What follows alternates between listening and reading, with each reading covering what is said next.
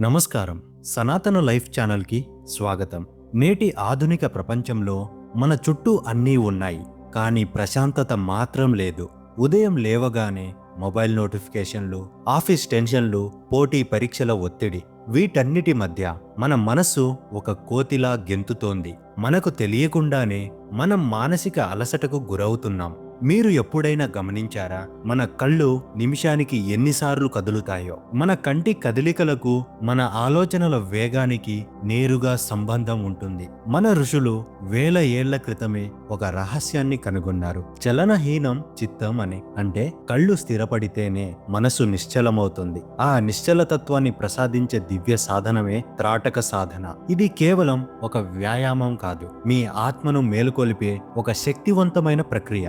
మరి ఇంతటి శక్తివంతమైన ఈ త్రాటక సాధన అసలు అర్థం ఏంటి? శాస్త్రాలు దీని గురించి ఏం చెబుతున్నాయి? ఇప్పుడు లోతుగా తెలుసుకుందాం. సంస్కృతంలో త్రాటక అంటే స్థిరంగా చూడటం.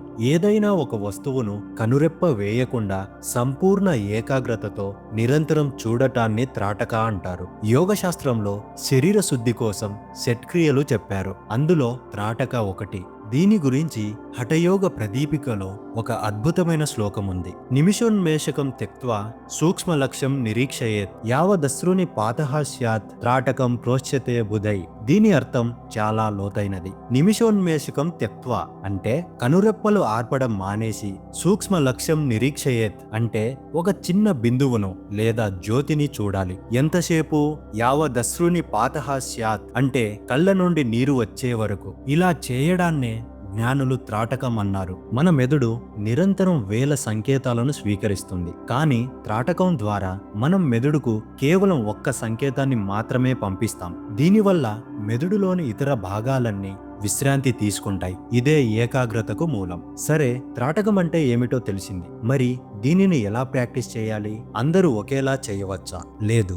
దీనికి 3 ముఖ్యమైన దశలు ఉన్నాయి. అవేంటో ఇప్పుడు వివరిస్తాను. త్రాటక సాధనను మనం 3 రకాలుగా వర్గీకరించుకోవచ్చు. మొదటిది బాహ్య త్రాటక. ఇది బిగినర్స్ కి ఉత్తమమైనది. మనకు బయట కనిపించే ఒక వస్తువుపై దృష్టి పెట్టడం. ఉదాహరణకు దీపం లేదా గోడపై ఉన్న నల్లని చుక్క. ఇది మన కళ్ళను, బాహ్య మనస్సును సిద్ధం చేస్తుంది. రెండవది అంతర త్రాటక. ఇది కొంచెం ఉన్నతమైన దశ. కళ్ళు మూసుకొని 2 కనుబొమ్మల మధ్య ఒక కాంతిని దర్శించడం. మీరు బాహ్య త్రాటకలో ఏదైతే చూశారో దానిని కళ్ళు మూసుకొని లోపల చూడగలగడమే ఈ సాధన లక్ష్యం. ఇది మీ సంకల్ప శక్తిని విపరీతంగా పెంచుతుంది. మూడవది అధో త్రాటక. దీనినే నాసాగ్ర దృష్టి అంటారు. కళ్ళు సగం తెరిచి ముక్కు కొనను చూడటం. ఇది ప్రాణాయామం చేసేటప్పుడు చాలా ఉపయోగపడుతుంది. మనం రకాలను తెలుసుకున్నాం, కానీ ఈ రోజుల్లో అందరూ ఎదుర్కొంటున్న ప్రధాన సమస్య కంటి ఆరోగ్యం.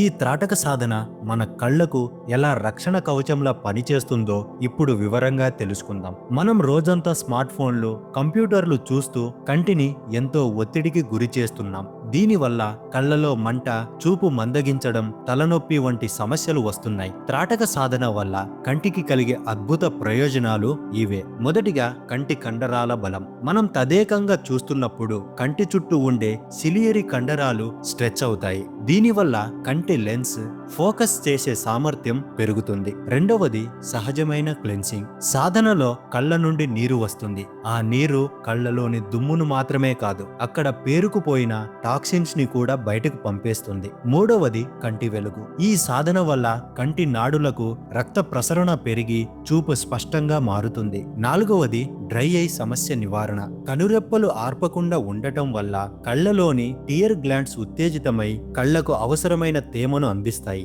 కంటి ఆరోగ్యం ఒకవైపు అయితే, అసలైన మ్యాజిక్ మన మెదడు లోపల జరుగుతుంది. అదే పీనియల్ గ్రంథి యాక్టివేషన్. మన మెదడు మధ్యలో ఒక చిన్న శనగగింజ పరిమాణంలో ఉండే అవయవం పీనియల్ గ్రంథి. ఆధునిక విజ్ఞానం దీనిని కేవలం నిద్రను నియంత్రించే గ్రంథి అంటుంది, కానీ మన యోగ శాస్త్రం దీనిని శివుని 3వ కన్ను లేదా ఆజ్ఞాచక్రం అని పిలుస్తుంది. మనం త్రాటకం ద్వారా ఒకే బిందువుపై దృష్టి పెట్టినప్పుడు ఆ పీనియల్ గ్రంథి చైతన్యవంతం అవుతుంది. దీనివల్ల మీలో ఆరోగ్యానం పెరుగుతుంది. రాబోయే విషయాలను ముందే ఊహించగల శక్తి వస్తుంది. విద్యార్థులకు మరియు పోటీ పరీక్షలకు ప్రిపేర్ అయ్యే వారికి ఇది అమృతప్రాయం. ఎందుకంటే ఇది ఫోకస్ ను ఒక లేజర్ కిరణంలా మారుస్తుంది. అలాగే జ్ఞాపక శక్తి అద్భుతంగా పెరుగుతుంది. ఒక్కసారి చదివితే అది మెదడులో ముద్రపడిపోతుంది. సరే, ఇన్ని ప్రయోజనాలు ఉన్న ఈ సాధనను అసలు ఎలా చేయాలి? కూర్చునే పద్ధతి ఏంటి? ఇప్పుడు తెలుసుకుందాం. మొదటిగా స్థలం. ప్రశాంతంగా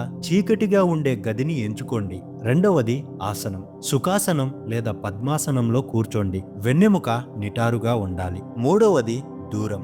మీ కళ్ళకు 2 నుండి 3 అడుగుల దూరంలో ఒక దీపాన్ని లేదా ఒక కొవ్వొత్తిని ఉంచండి. అది ఖచ్చితంగా మీ కంటి లెవెల్లోనే ఉండాలి. నాలుగవది ప్రక్రియ. కళ్ళు మూసుకొని 3 సార్లు దీర్ఘంగా శ్వాస తీసుకోండి. మెల్లగా కళ్ళు తెరిచి ఆ జ్యోతి యొక్క మధ్య భాగాన్ని చూడండి. కనురెప్ప వేయవద్దు. ఐదవది నీరు రావడం. కళ్ళ నుండి నీరు వచ్చినప్పుడు లేదా కళ్ళు బాగా మండుతున్నప్పుడు మెల్లగా కళ్ళు మూసుకోండి. ఆరవది అంతరదర్శనం. కళ్ళు మూసుకున్న తర్వాత ఆ వెలుగు మీ కనుబొమ్మల మధ్య కనిపిస్తుంది. ఆ వెలుగు ఆరిపోయే వరకు దానినే గమనించండి. సాధన చేయడం ఒక ఎత్తైతే సాధనలో విజయం సాధించడానికి మన శాస్త్రాలు చెప్పిన మరొక రహస్యాన్ని ఇప్పుడు తెలుసుకుందాం. హఠయోగ ప్రదీపికలో త్రాటకం యొక్క విశిష్టతను ఇలా చెప్పారు. మోచనం నేత్ర రోగాణం తంద్రాదీనాం కవాటకం యత్న తస్త్రాటకం గోప్యం యథా హటకపేటకం.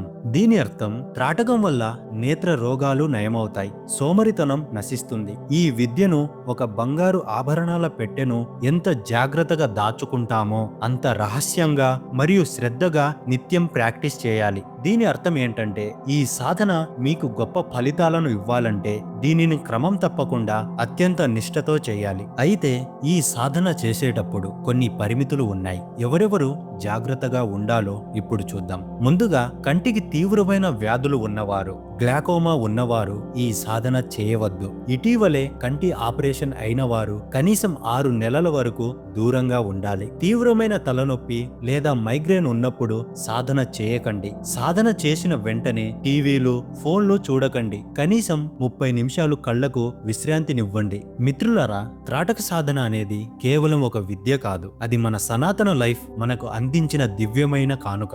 దీనిని మీ దినచర్యలో భాగం చేసుకోండి. మీ ఏకాగ్రత, మీ ప్రశాంతత మీ చేతుల్లోనే ఉన్నాయి. ఈ వీడియో మీకు నచ్చితే లైక్ చేయండి. ఏకాగ్రత లోపంతో బాధపడే మీ మిత్రులకు, విద్యార్థులకు ఈ వీడియోను షేర్ చేయండి. మరిన్ని ఇలాంటి ఆధ్యాత్మిక ఆరోగ్య రహస్యాల కోసం మన సనాతన లైఫ్ ఛానల్ని ఇప్పుడే సబ్స్క్రైబ్ చేసుకోండి.